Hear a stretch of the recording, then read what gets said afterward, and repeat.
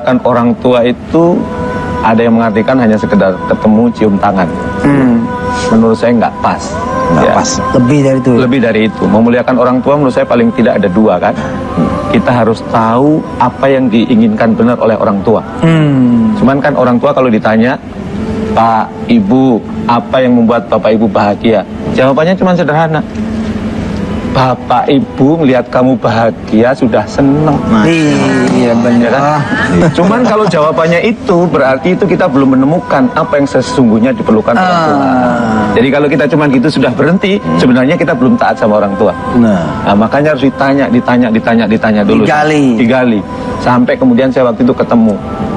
Begitu ketemu, apa Pak? Nil, Bapak paling seneng kalau Bapak pergi ke Mekah.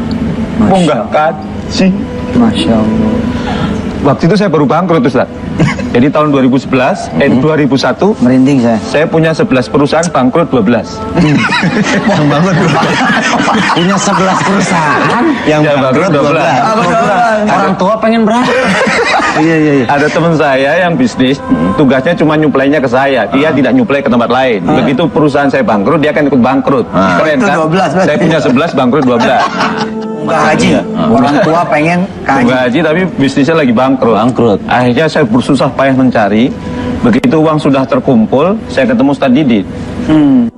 Mau ngapain? Mau daftarin haji orang tua. Kamu sudah haji belum? Belum. Nggak boleh.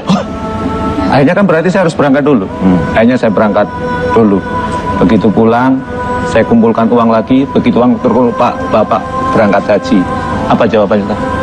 Nil, Bapak sama Mama itu nikah sudah lama. Kalau Bapak suruh haji sendirian nggak mau. Kudu sama Mama. Nyari uang lagi saya Ustaz. Begitu nyari sudah terkumpul, berangkat. Senangnya luar biasa. Yang membuat saya terharu adalah begitu pulang dari Mekah, saya sambut di bis. Kemudian dia meluk saya. Jamil, Bapak wes seneng banget munggah kaji, Jamil. Mau dicabut nyawanya sama Allah, Bapak sudah siap sekarang, Jamil. Subhanallah. Dicium saya lama. Itu pengalaman yang tidak akan pernah saya lupa. Dicium lama. Cuman memberangkatkan haji, Ustaz. Masya Allah.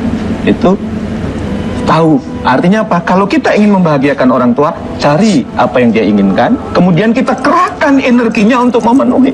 Karena pelukan itu pun sampai sekarang masih kerasa bahwa pasti pemirsa juga merinding. Itu kira-kira. Sani aja sampai nangis ini Mas. Sani ada yang ingat tentang ayah. Kemudian yang kedua, fokuskan energi untuk memenuhi keinginan, mencapai itu. Bapak saya ini kenapa senang banget naik haji? Karena dulu kami keluarga miskin, ya. Kami dulu tinggal di tengah hutan di Lampung. Rumah terdekat dengan kami itu jaraknya kurang lebih 2 km. Keluarga kami sering dihina karena kemiskinan. Bahkan saya sering diludahi karena kemiskinan orang tua, ya. Nah, cerita tentang mancing itu karena kan di dulu waktu kecil makanya tiwul, ya. Tiwul itu dari ubi, ya, campur jagung. Untuk beli lauk pauk nggak mungkin sanggup. Maka apa yang dilakukan setiap hari saya setiap hari mancing, bawa tiwul, bawa korek, bawa capim, bawa kecap, mancing. Begitu dapat dibakar langsung pakai kecap, pakai cabai, enak.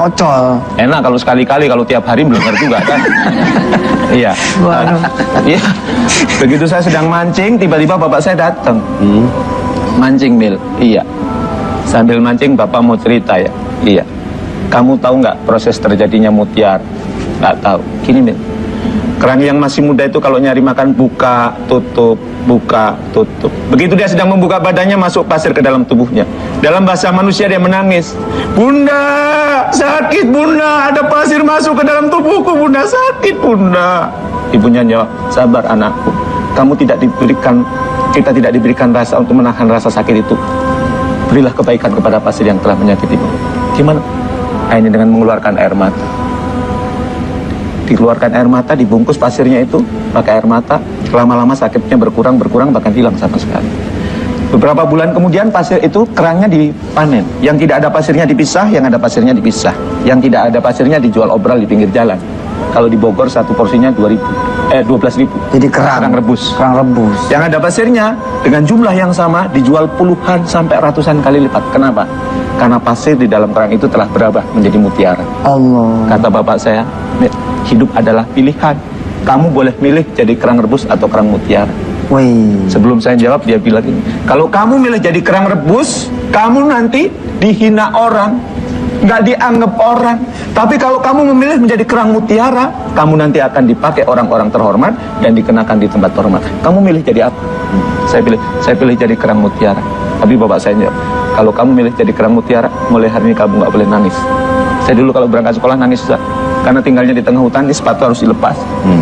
Mbak, dibawa taruh ke atas gitu. Kenapa? Lewati semua belukar sama sungai. Makanya kalau saya dulu pernah ada iklan ya, anak Kayak kecil di berangkat film-film sekolah. ya? Iya. Anak sekolah pergi pakai perahu. Pakai perahu. Ngalamin ya? Saya suka nangis. Masya Allah.